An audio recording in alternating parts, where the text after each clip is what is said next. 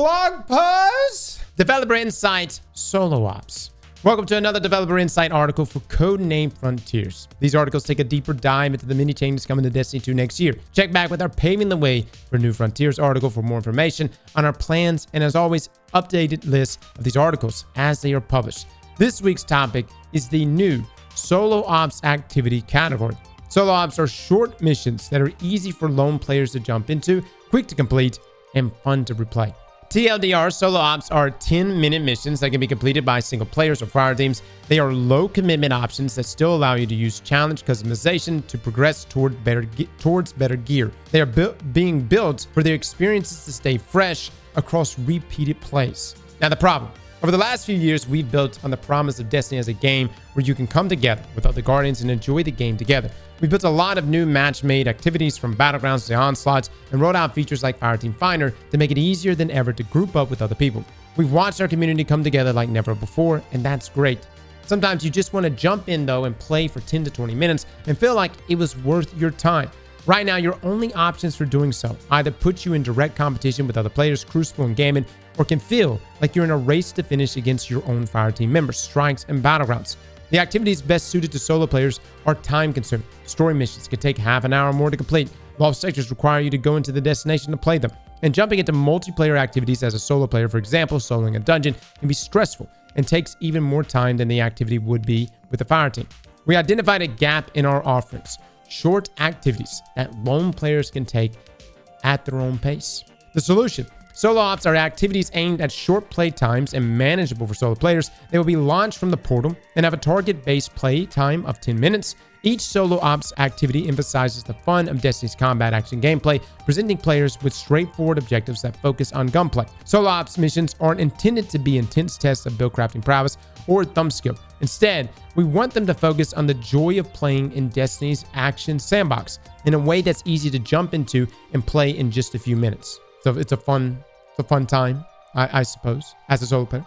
Now, reward scaling. Solo Ops will support scoring and challenge customization like many of our other activities. As such, they will allow players to make incremental progress towards better and more powerful gear and support customizing the difficulty of the activity with a wide variety of modifiers. You'll still want to play well in Solo Op activities. Your score will contribute to the quality of your loot, but we're trying to construct these missions so that getting a good score is a matter of moving, shooting, and looting rather than being determined by what loadout and build you bring into them. That's kind of Destiny's identity though, right? Like getting a good build. But all right. And now mission variability. Another goal of Solo Ops is to create activities with higher variability between plays. Since you'll be playing these missions as a way of making progress towards better gear, we're trying to make sure they stay fresh longer and are making them less predictable in what content you see. For example, at this time, we're aiming to have each mission come with a variant for at least 2 combatant factions, each one with a unique objective associated with it. Solo Op missions will sometimes come with optional goals that only present themselves once you're in activity, like the presence of treasure goblins or passageway to secret rooms opening where they are normally closed. We're also scattering random treasure chests throughout the activity, and finding them gets you a bonus to your final score. Say what? What is this, Diablo? We're getting treasure goblins. I'm down with treasure goblins. Didn't we have something like that for the coil? What did we have for the coil, guys? The glass makers or whatever. Oh yeah, that's right. But that was like into the mechanic of the coil.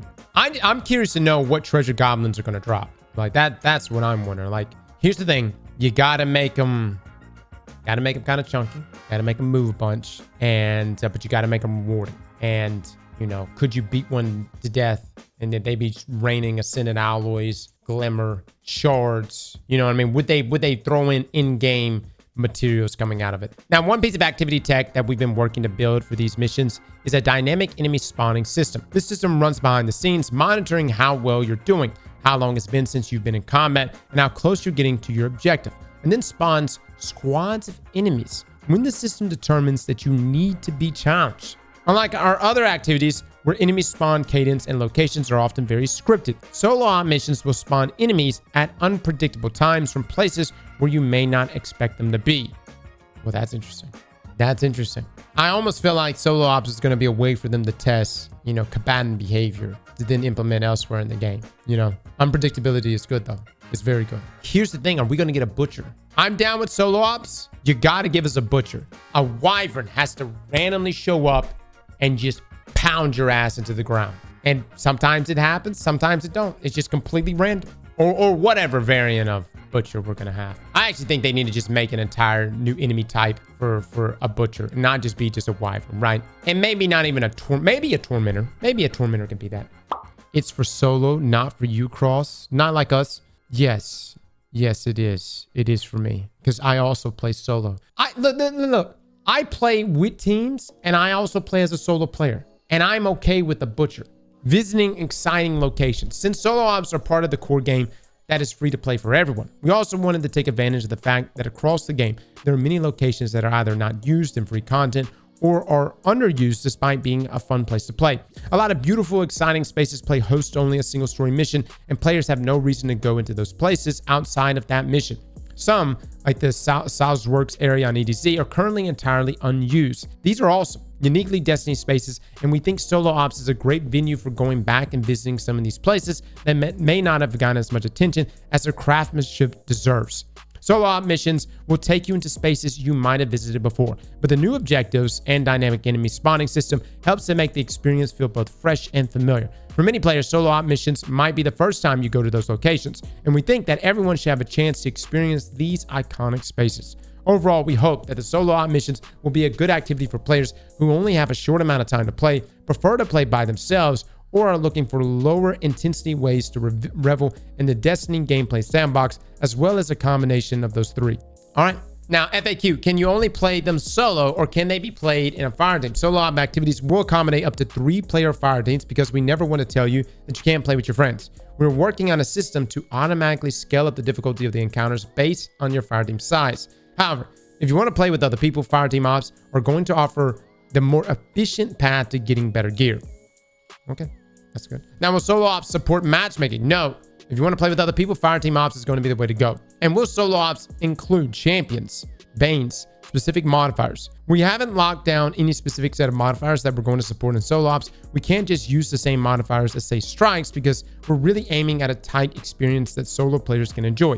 We want to make sure the modifiers we allow don't push the missions away from the experience. We do plan to support banes, as we think they offer an exciting way to increase the variety of experiences you have across multiple plays. All right, let me ask you guys something. Do you feel like Destiny right now, like obviously like most of us here probably get a fire team and we play with fire teams and whatnot. Do you feel like it is currently solo unfriendly? I'm getting a lot of yeses. A lot of yeses. It's most fun with friends. I will agree it is most fun with friends. However, for someone who picks up Destiny for the first time, maybe the solo ops is something that will take them through the content a bit better, get them warmed up, you know, give them something to do. I do agree the game is best when played with friends for sure, but I don't think this is going to hurt anything, guys. I don't think having a solo ops playlist is going to hurt us. I think if anything, it's going to boost the game, probably the player population a bit, because then you have, you know, an active playlist just for those players that want to play solo.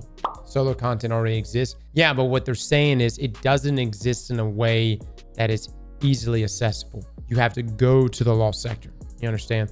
Guys, wipe your mind real quick. Imagine yourself being a kindergarten again. Let's be real. Destiny is kind of overwhelming. Destiny is overwhelming if you take off 6 months. If you take off 6 months and come back to this game, it could be overwhelming. Just a 6-month gap, much less being a new player.